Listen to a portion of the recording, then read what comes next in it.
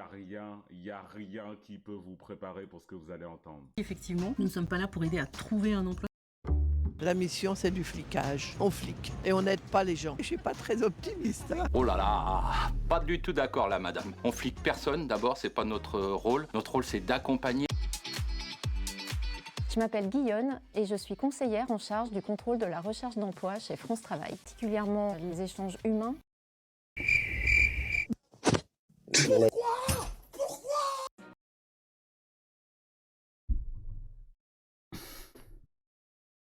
Je sais même plus quoi dire. Ah la folie. Bonjour et bienvenue. Aujourd'hui, on plonge dans une réalité souvent complexe, parfois un peu déroutante, celle de Pôle emploi, mais vue de l'intérieur. Et on va pas s'arrêter là, on va essayer d'élargir un peu le regard pour explorer ce concept qui fait un peu grincer des dents, les boulots de merde. Qu'est-ce qui se cache vraiment derrière ce terme ? Exactement. Et pour cette exploration, disons, en profondeur, on va s'appuyer sur des témoignages assez forts, très directs, d'agents ou d'anciens agents de Pôle emploi. Alors on pense notamment à 183 jours dans la barbarie ordinaire de Marion Bergeron, mais aussi à des récits anonymes assez percutants comme Pôle emploi, voyage au cœur d'un formatage, ou bien les confessions d'une taupe à Pôle emploi de Gaël Guizelin. Et puis, pour avoir cette perspective un peu plus large, il y a l'enquête Boulot de merde d'Olivier Siran et Julien Brigaud, qui va nous servir de guide. D'accord. Notre objectif, on pourrait dire, c'est de dépasser un peu les discours tout faits, les statistiques, pour vraiment toucher du doigt le quotidien, les absurdités parfois, les frustrations, mais aussi tous les enjeux humains très concrets qui se jouent dans le monde du travail en France aujourd'hui. Et on le fait à travers le prisme de ces sources. On est prêt ? Allons-y. Allez, commençons par pousser la porte d'une agence Pôle emploi, justement, grâce à ces témoignages internes. La première chose qui saute aux yeux, ou peut-être plutôt aux oreilles, c'est le langage. Tout un univers de sigles. Ah oui, ça revient tout le temps, hein. Marion Bergeron en parle dès le début. On est noyé sous les PST, ZTT, le fameux PPAE. Alors ça veut dire Projet personnalisé d'accès à l'emploi, faut quand même le savoir. SIAA, SMPPS. C'est presque une langue étrangère en fait. C'est ça. On imagine la difficulté pour un nouvel arrivant, pour s'y retrouver. Ça crée une barrière immédiate, non ? Oui, tout à fait. C'est un jargon qui peut paraître à la fois très technique et en même temps un peu déshumanisant, quoi. Et l'environnement matériel, ça facilite pas toujours l'intégration ou simplement le bien-être au travail. Bergeron, elle décrit ces conseillers volants qui n'ont pas de bureau fixe et qui doivent trimballer leurs affaires dans des casiers à roulettes. Ah oui, les chiens. Voilà, qu'ils surnomment ironiquement leurs chiens. C'est une image assez parlante de cette espèce de nomadisme interne, quoi. Et elle mentionne aussi des locaux qui sont parfois, franchement pas adaptés. L'agence de Bagnolet, par exemple, où il fait soit un froid glacial, soit une chaleur étouffante, avec des problèmes de lumière. C'est pas anodin, un cadre de travail comme ça. Ça doit jouer sur le moral, sur l'efficacité, forcément. Absolument. Et ce cadre, il s'inscrit dans un contexte plus large, celui de la fusion ANP-ACEDIC, qui a donné naissance à Pôle emploi. Une fusion qui, d'après plusieurs sources, n'est pas encore complètement digérée. On parle d'une confusion qui persiste, d'une séparation de fait des compétences, par exemple, devoir encore renvoyer les demandeurs d'emploi vers les anciens ACEDIC pour tout ce qui est indemnisation. Alors que c'était pas le but initial, logiquement. Non, pas vraiment non. Et puis, il y a ce statut un peu bizarre des nouveaux employés en CDD, comme l'était Marion Bergeron. Des horaires différents, des salaires différents, ils sont même pas reconnus par la pointeuse de l'agence. Ça crée forcément des lignes de fracture, des tensions entre les anciens et les nouveaux, entre des cultures d'entreprises différentes qui ont été fusionnées un peu à marche forcée, quoi.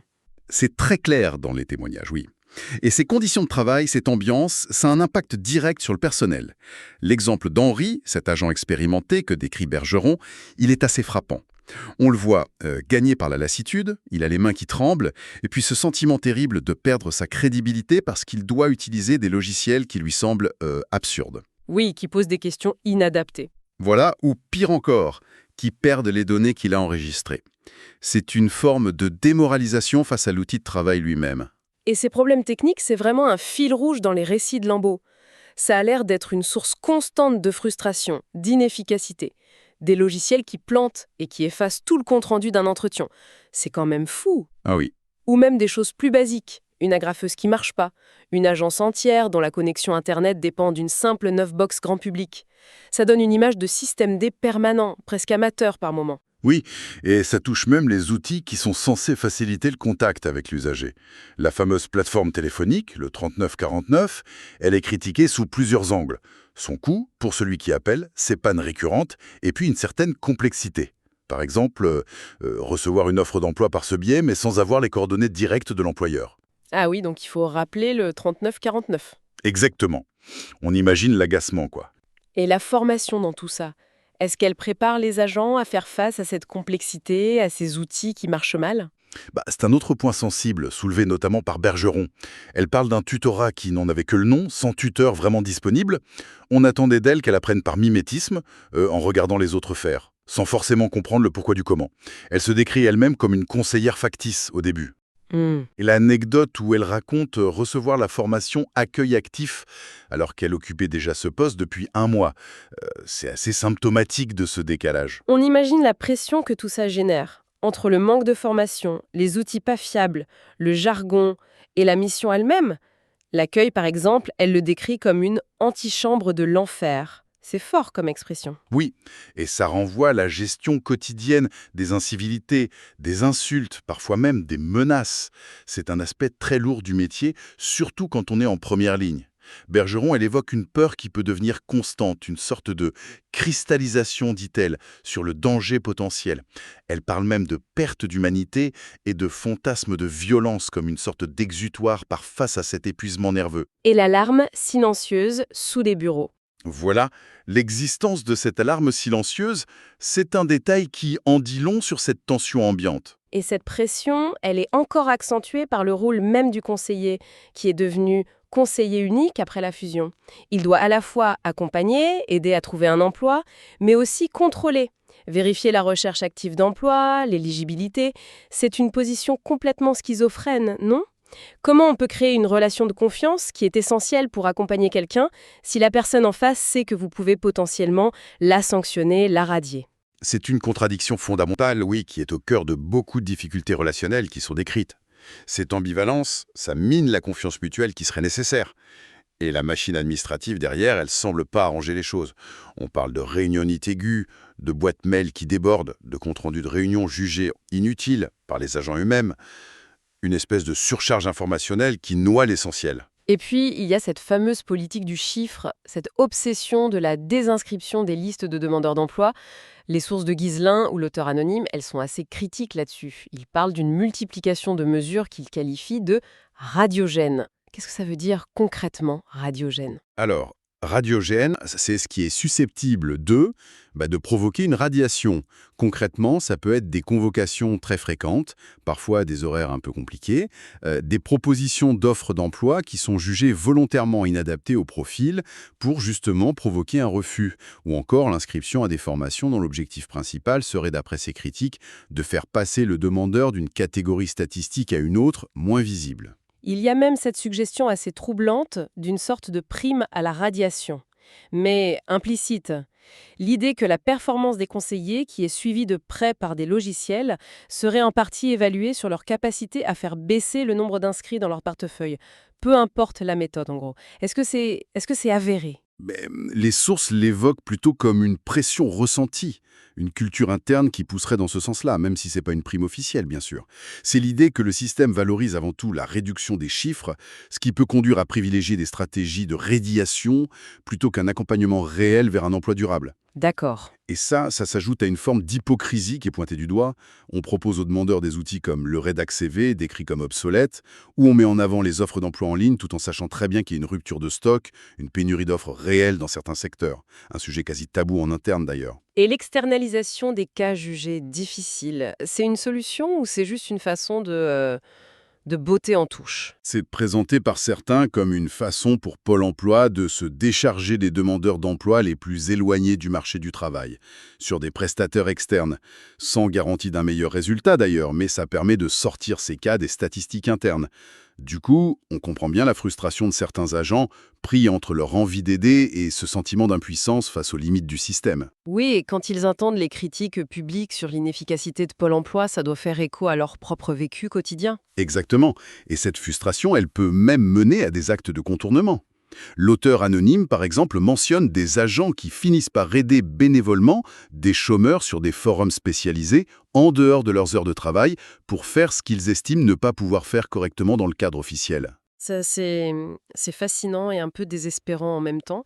Et cette réalité interne, parfois kafkaïenne, que vivent les agents et les demandeurs d'emploi à Pôle emploi, ça nous amène assez naturellement à élargir le regard. Le livre Boulot de merde de Siran et Brigaud, il s'attaque justement à une question plus vaste. Au-delà des conditions de travail, qu'est-ce qu'il en est du sens même de certains emplois dans notre société? C'est exactement ça. Ils reprennent et ils adaptent le concept de bullshit job qui a été popularisé par l'anthropologue David Graeber. L'idée centrale, c'est que le malaise au travail, il ne vient pas seulement de la précarité ou d'un salaire bas, mais aussi et parfois surtout d'un sentiment profond d'inutilité sociale de ce qu'on fait. Faire un travail qui est vide de sens, qui n'apporte rien à la société, voire qui lui nuit, ça peut être extrêmement aliénant. Et ils font une distinction importante, c'est ça? Entre différents types de mauvais boulot, si on peut dire. Oui, c'est crucial. Ils différencient bien deux choses. D'un côté, il y a les métiers qui sont, eux, socialement très utiles, voire essentiels. On pense aux nettoyeurs, aux livreurs, aux caissières, aux soignants, aux postiers, mais qui sont dégradés par des conditions de travail épouvantables. La précarité, les bas salaires. Et de l'autre côté, il y a des métiers parfois très bien payés, prestigieux en apparence, mais dont l'utilité sociale est, disons, questionnable, voire nulle ou négative. Il cite des exemples dans certains secteurs de la finance, spéculative, des ressources humaines très focalisées sur le contrôle ou la motivation artificielle, les relations publiques, le télémarketing agressif, le conseil en optimisation qui semble surtout produire des rapports PowerPoint, ou encore ce management motivationnel qui peut parfois infantiliser les salariés. Le livre donne des exemples très concrets de ces deux catégories, je me souviens. Pour la première catégorie, celle de la précarité et de l'exploitation dans des métiers parfois plus classiques. Absolument. On trouve le témoignage de Laura, qui restaure des sacs de luxe au noir pour une misère, celui de Magali, attachée de presse sous statut d'auto-entrepreneuse, mais en réalité complètement dépendante et sous-payée, ou encore Léa, qui est embauchée dans un palace pour être une sorte de plante verte, muette et souriante, une expérience qu'elle décrit comme déshumanisante. Ah oui. Il y a aussi Yasmine, qui raconte ses heures supplémentaires jamais payées chez Subway, ou André et Florimond, qui distribuent des prospectus pour Adrexo ou Mediapost, et qui sont piégés par un système de préquantification du temps de travail qui aboutit à des salaires vraiment dérisoires. Le statut d'auto-entrepreneur, il revient souvent comme une sorte de faux ami, non? Il permet une certaine flexibilité, mais en fait, il masque une précarité plus grande. C'est un point central de la critique, oui. Ce statut est souvent présenté comme une solution miracle, l'incarnation de la liberté d'entreprendre, mais dans les faits, pour beaucoup, comme les livreurs à vélo pour les plateformes, type cité dans l'ouvrage, il sert surtout à priver les travailleurs des protections du salariat classique, le chômage, la retraite, la maladie, tout en les maintenant dans une forte dépendance économique vis-à-vis de la plateforme. Et le service civique aussi est analysé de manière assez critique dans le livre. Oui, il est présenté comme pouvant être, dans certains cas, une forme déguisée de main-d'œuvre très bon marché, voire quasi gratuite, pour pallier le manque de personnel dans certaines structures, y compris publiques. Pôle emploi lui-même, apparemment, aurait eu recours à 1800 volontaires en 2015, utilisés parfois comme des tampons à l'accueil, sans réelle formation qualifiante ni perspective d'emploi stable derrière. Les auteurs font qu'un parallèle avec la Big Society qui était promue au Royaume-Uni ou certaines logiques du régime Hartz IV en Allemagne qui visaient à activer les jeunes ou les chômeurs dans des activités peu rémunérées. Il y a un exemple particulièrement dur dans le livre, celui des agents de sécurité privés qui chassent les migrants à Calais et Dunkerque. Oui, c'est un cas extrême de ce que Siran et Brigaud appellent un sale boulot, au sens moral du terme.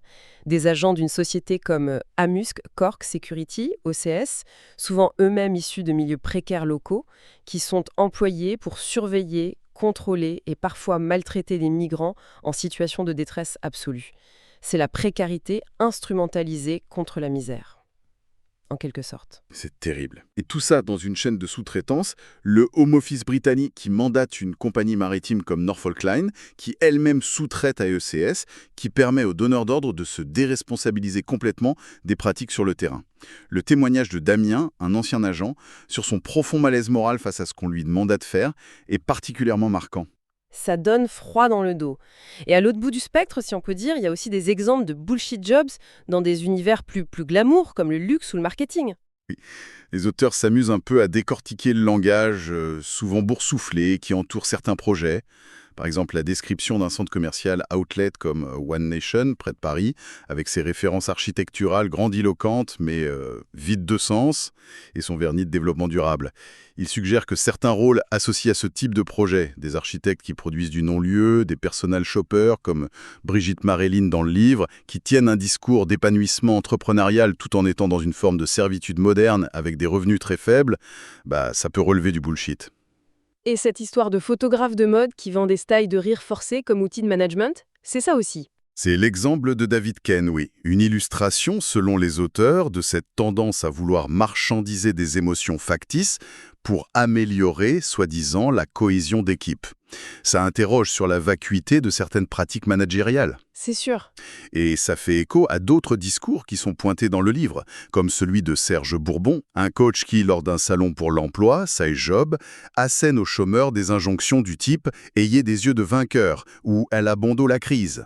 C'est toute une idéologie qui est visée là, en fait, non? Celle qui met toute la responsabilité sur l'individu, uniquement. Exactement.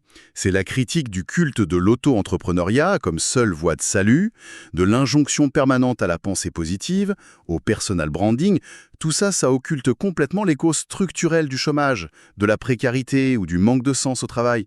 C'est comme si tout ne dépendait que de la volonté individuelle, en niant le contexte économique, social et les rapports de force.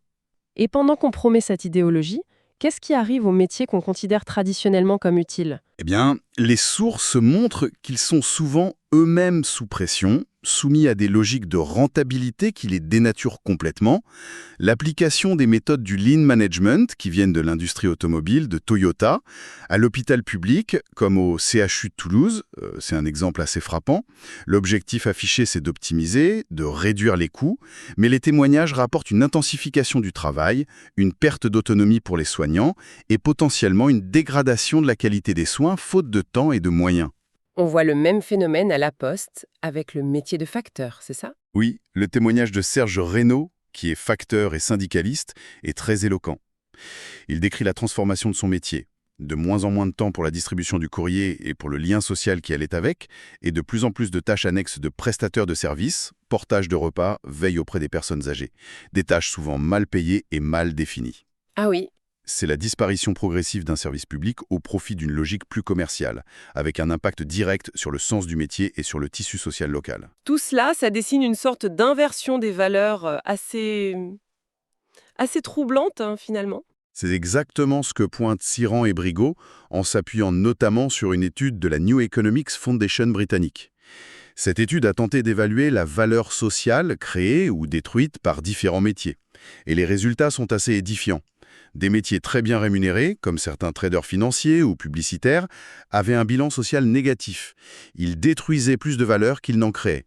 Incroyable. Tandis que des métiers essentiels mais très mal payés, comme les agents de nettoyage hospitalier, les travailleurs du recyclage ou les personnels de crèche, créaient une valeur sociale considérable pour chaque euro de salaire perçu. C'est un décalage énorme entre la reconnaissance financière et l'utilité réelle pour la collectivité. L'exemple du cardiologue comparé au télémarketeur est souvent cité. Oui, qui est le plus utile socialement. Pourtant, les écarts de rémunération ne reflètent pas du tout cette utilité. C'est cette distorsion que les auteurs cherchent à mettre en lumière. Et tout ce système, que ce soit l'absurdité bureaucratique à Pôle emploi ou la prolifération des boulots précaires ou vides de sens, a évidemment un coût humain. Et ça, c'est notre troisième grand axe. Un coût humain qui semble immense quand on lit les témoignages. On a déjà parlé de la démoralisation, du stress. Oui, et ça va plus loin. L'épuisement professionnel, le fameux burn-out, le cynisme comme mécanisme de défense, la déshumanisation progressive, ce sont des thèmes qui reviennent souvent chez les agents de Pôle emploi, décrits par Bergeron ou Ghiselin. Mais la souffrance psychique, elle touche aussi très durement les travailleurs dans les boulots de merde. La peur et l'angoisse de Léa face au harcèlement dans le palace, le malaise moral de Damien le vigile. On parle de dépression, de désespoir, et malheureusement les sources évoquent aussi des cas de suicide, que ce soit parmi des agents de Pôle emploi ou des soignants soumis aux pressions du lean management à l'hôpital. L'auteur anonyme de Voyage au cœur d'un formatage, il utilise des concepts de psychologie sociale pour analyser comment le système pèse sur les individus. Il parle de normes d'internalité et d'allégeance. Vous pouvez nous expliquer ça ? C'est assez éclairant comme grille de lecture. Oui, ce sont deux concepts clés pour comprendre la pression psychologique. La norme d'internalité, c'est une tendance qui est très valorisée dans notre société et particulièrement par les recruteurs ou les institutions comme Pôle emploi. C'est le fait d'expliquer ce qui nous arrive, nos succès comme nos échecs, principalement par des causes internes à nous-mêmes, nos efforts, nos compétences, notre personnalité, notre volonté. D'accord. On oppose ça aux explications dites externes, la conjoncture économique, la chance, les discriminations, le fonctionnement du système. Donc, quelqu'un qui est interne, c'est quelqu'un qui va penser « si je suis au chômage, c'est de ma faute » ou « si je réussis, c'est uniquement grâce à moi ». Exactement. Et cette façon de penser est souvent encouragée, valorisée. L'allégeance, quant à elle, c'est l'acceptation des règles du jeu, de l'ordre établi, même si ces règles peuvent paraître injustes ou absurdes. C'est le fait de ne pas contester le système, en gros. Et l'auteur montre que le profil idéal qui est recherché, c'est l'interne allégeant, celui qui coche ces deux cases. Précisément. C'est celui qui pense que sa situation dépend de lui et qui, en plus, accepte les règles qu'on lui impose. Les convocations, les démarches, les formations. Celui-là, il est perçu comme employable, motivé, responsable. À l'inverse, celui qui est externe, qui pense que sa situation dépend de facteurs extérieurs, il est vu comme défaitiste ou passif. Et le pire, c'est peut-être l'interne rebelle. Celui qui se sent responsable de sa situation, qui veut s'en sortir, donc il est interne, mais qui critique le système, qui remet en cause les règles, donc il est rebelle. Celui-là est souvent perçu comme un fauteur de troubles potentiels, difficile à manager, et donc il est rejeté. C'est une grille de lecture assez terrible, en fait. Ça met une pression énorme sur les individus pour qu'ils se conforment et qu'ils internalisent l'échec, même quand les problèmes sont clairement systémiques. C'est tout à fait ça. C'est une forme de culpabilisation individuelle face à des phénomènes qui sont collectifs. Mais heureusement, face à cette pression, les sources montrent aussi que des formes de résistance et de solidarité existent. Oui, parlons-en. Comment les gens résistent-ils concrètement face à ça ? Alors, il y a d'abord des formes de résistance assez discrètes, individuelles, notamment de la part des agents de Pôle emploi, eux-mêmes, comme le décrivent bien Ghislain ou l'auteur anonyme. Des petits actes de désobéissance éthique pour essayer de préserver un peu d'humanité. Par exemple, choisir de détruire une lettre de dénonciation anonyme contre un demandeur d'emploi, plutôt que de la traiter administrativement. Déconvoquer discrètement quelqu'un d'un atelier jugé inutile ou impossible à suivre pour lui. Protéger les demandeurs les plus vulnérables en maintenant leur dossier dormant grâce à des entretiens fictifs pour éviter une radiation. Ah oui, carrément. Ou encore refuser d'appliquer le minutage strict des entretiens quand il est imposé par la hiérarchie. Ce sont des actes courageux, parce que j'imagine qu'ils prennent des risques en faisant ça. Ils pourraient être sanctionnés. Oui, bien sûr, ils risquent des sanctions s'ils sont découverts. C'est une résistance qui est motivée par un sens de l'éthique professionnelle et de la bienveillance face à un système qu'ils jugent parfois déshumanisant. L'auteur anonyme donne aussi l'exemple d'un secrétariat universitaire qui, malgré le manque de moyens, s'efforce d'accueillir et d'aider les étudiants avec respect et humanité, montrant que cette posture reste possible même dans des contextes difficiles. Et du côté des travailleurs précaires, quelle forme ça peut prendre, la résistance ? Ça peut être le refus pur et simple de certains statuts jugés aliénants, comme Laura, qui refuse de continuer à travailler au noir et qui cherche une autre voie. Ça peut être des formes de sabotage discret pour protester contre des conditions de travail indignes, comme le suggère un peu l'expérience de Léa, la plante verte. C'est aussi une capacité à s'adapter aux règles absurdes tout en gardant une distance critique, sans y adhérer intérieurement, quoi. Et au-delà de ces résistances plus individuelles, il y a l'action collective. C'est important aussi. Oui, et c'est présenté comme essentiel. L'action syndicale, les mobilisations collectives, sont vues comme le moyen principal de redonner du sens au travail, de lutter contre la dégradation des conditions et d'obtenir des améliorations concrètes. L'exemple des postiers marseillais, menés par Serge Reynaud, qui ont fait grève et qui ont été largement soutenus par les usagers de leur quartier, ça montre bien la force que peut avoir ce type d'action quand elle parvient à créer des alliances. C'est important de souligner ça, oui. Et malgré la noirceur de certaines descriptions, est-ce qu'il y a quand même des moments de lumière, de connexion humaine dans tout ça? Heureusement, oui, les témoignages ne sont pas uniformément sombres, loin de là. Marion Bergeron, par exemple, elle raconte aussi des moments où elle a pu réellement aider des personnes qui étaient perdues dans le système GAFA. Une femme roumaine qui parlait pas français, un jeune homme qui s'occupait seul de sa mère malade. Elle décrit la satisfaction qu'elle a ressentie dans ces moments-là. Et elle raconte aussi ce demandeur d'emploi qui revient juste pour la remercier chaleureusement, un geste simple, mais qui lui redonne du baume au cœur et du sens à son travail, malgré tout. La solidarité entre collègues, ça doit jouer un rôle énorme aussi, hein. Énormément, oui. Le soutien mutuel face aux difficultés est souvent mentionné. Bergeron parle de sa complicité avec sa collègue Cécilia, les agents qui partagent entre eux leurs trucs pour contourner les règles les plus absurdes ou pour mieux aider les demandeurs d'emploi. C'est aussi une forme de solidarité essentielle pour tenir le coup. Et on a déjà évoqué l'importance du lien social que des métiers comme celui de facteur pouvaient créer, une valeur qui est mise à mal mais qui reste défendue par ceux qui y croient. Alors, si on essaye de synthétiser un peu tout ce parcours à travers Pôle emploi et les boulots de merde, qu'est-ce qui ressort le plus fortement de tout ça? Je dirais d'abord ce fossé. Ouais, ce fossé abyssal entre, d'un côté, les discours officiels sur l'efficacité, l'accompagnement personnalisé, la modernité, l'emploi pour tous, et de l'autre, la réalité vécue sur le terrain telle qu'elle est décrite dans nos sources. Une réalité faite d'absurdités bureaucratiques, de manque de moyens criants, de conditions de travail souvent très dégradées, et surtout d'une perte de sens pour beaucoup, que ce soit les agents, les usagers ou les travailleurs. Et le coût humain de ce fossé, il est considérable. Oui, ça c'est le deuxième point majeur. Le stress chronique, l'épuisement professionnel, la déshumanisation, la souffrance psychique intense. C'est le prix qui est payé par beaucoup d'individus pris dans ces systèmes. Mais, et ça c'est le troisième point important, il ne faut pas oublier la résilience, la solidarité et les multiples formes de résistance, discrètes ou collectives, qui montrent que les gens ne sont pas juste des victimes passives, qu'ils cherchent à préserver leur humanité et à agir.